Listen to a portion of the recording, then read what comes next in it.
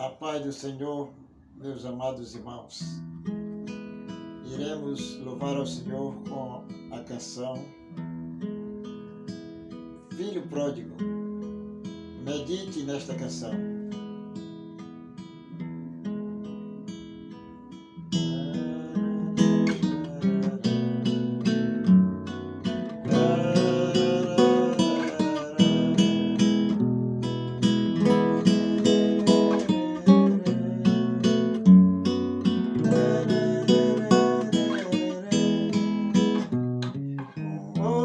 Deixou do seu lar paterno, saiu pelo mundo a vagar, pediu a herança que lhe pertencia, saiu sem destino a voltar.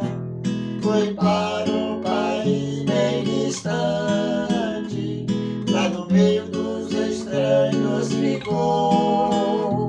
Depois veio a fome naquele país e tudo que tinha gastou. Venha, pródigo, vem, volte para seu lar.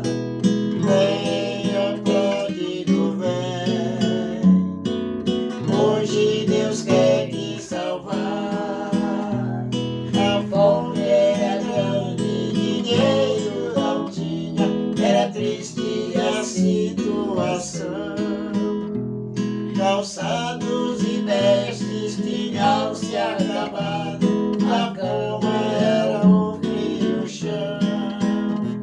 Foi então procurar um emprego na casa de um cidadão. Entregou-se um gasto de poucos, imaginem que situação. Venha, pródigo, vem, volte para seu lar.